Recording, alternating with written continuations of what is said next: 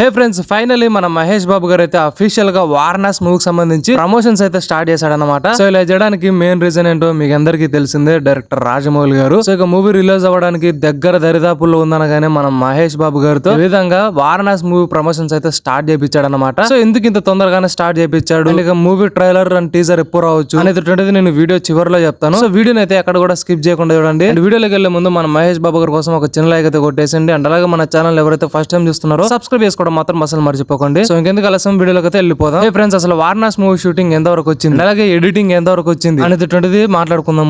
ముందుగా అసలు Varanasi movie shooting ఎంత వరకు వచ్చిందంటే, ఆల్మోస్ట్ ఈ వారణాసి మూవీ షూటింగ్ ఏదైతే ఉందో 70% వరకు షూటింగ్ అయితే కంప్లీట్ అయిపోయింది. ఇంకా కేవలం 30% షూటింగ్ మాత్రమే పెండింగ్ ఉండిపోయింది అనమాట. ఆ 30% షూటింగ్ ను కూడా త్వరలో కంప్లీట్ చేసుకుని వెంటనే వారణాసి మూవీ టీం ఏదైతే ఉందో ఇక సౌండ్ ఎడిటింగ్ గానీ, విఎఫ్ఎక్స్ గానీ, గ్రాఫిక్ ఎడిటింగ్ గానీ, ఈ విధంగా ఎడిటింగ్ మొత్తం కంప్లీట్ చేసుకుని ఈ నవంబర్ డిసెంబర్ మంత్ లో ఎడిటింగ్ పనులు అనేటివి కంప్లీట్ అయిపోతాయి అనమాట. అండ్ ఇక జనవరి ఫిబ్రవరి మంత్ లో వారణాసి మూవీకి సంబంధించి పీక్స్ లో ప్రమోషన్స్ అయితే స్టార్ట్ అయిపోతాయి. అండ్ ఇక మూవీకి సంబంధించి ట్రైలర్ అండ్ టీజర్ ఎప్పుడు రావచ్చు అంటే మార్చ్ మంత్ లో ఈ వారణాసి మూవీకి సంబంధించి ట్రైలర్ అండ్ టీజర్ అయితే వస్తాయి అనమాట. సో జనవరి ఫిబ్రవరి మంత్ లో ప్రమోషన్లు కంప్లీట్ చేసుకుని మార్చ్ మంత్ లో మూవీకి సంబంధించి ట్రైలర్ అండ్ టీజర్ అయితే వారణాసి మూవీ టీం అయితే వదులుతారు. అలాగే ఏప్రిల్ మంత్ లో మూవీ అయితే రిలీజ్ అయిపోతుంది అనమాట. సో ఇది వారణాసి మూవీ ప్రాపర్ గా రిలీజ్ అయ్యేటటువంటి విధానము. సో మరి డైరెక్టర్ రాజమౌళి గారు ఈ విధంగా మన మహేష్ బాబు గారితో ఇంత ముందుగానే ఈ వారణాసి మూవీకి సంబంధించి ప్రమోషన్స్ ఎందుకు చేపించారు అనేటువంటిది మాట్లాడుకోవాలంటే, రీసెంట్ గా మన మహేష్ బాబు గారు అయితే ఎయిర్పోర్ట్ కు రావడం జరిగింది. సో ఎలాగో ఎయిర్పోర్ట్ కి వెళ్తున్నాడు కదా, పబ్లిక్ లో వెళ్తున్నాడు. సో అదేదో వారణాసి షర్ట్ వేసుకెళ్ళాడు అనుకోండి, ప్రమోషన్ కూడా కలిసి వస్తుంది అనే ఈ విధంగా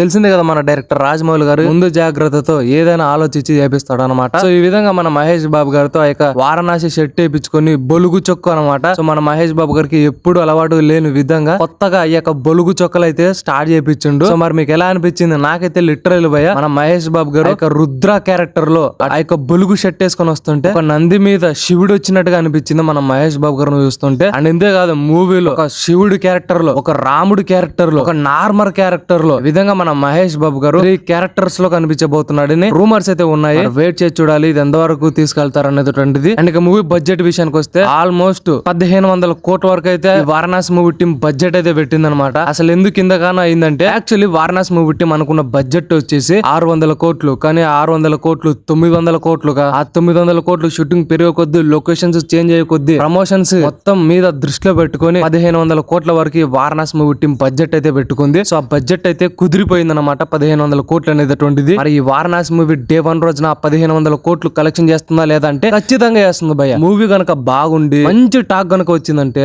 డే 1 లోనే ఆల్మోస్ట్ సగం బడ్జెట్ ని అయితే రికవర్ చేస్తుంది అనమాట. సో ఇది మటుకు గ్యారంటీ. మరి మీరెంత మంది ఈ వారణాసి మూవీ కోసం ఎదురు చూస్తున్నారో కామెంట్ సెక్షన్ లో జై బాబు బాబు అని కామెంట్ చేయండి. నెలగా వీడియో నచ్చినట్లయితే లైక్ చేయండి, షేర్ చేయండి, సబ్స్క్రైబ్ చేసుకోవడం మాత్రం అస్సలు మర్చిపోకండి. అండ్ పక్కన హైప్ సింబల్ మాత్రం క్లిక్ చేయడం అస్సలు మర్చిపోకండి. Thank you for watching.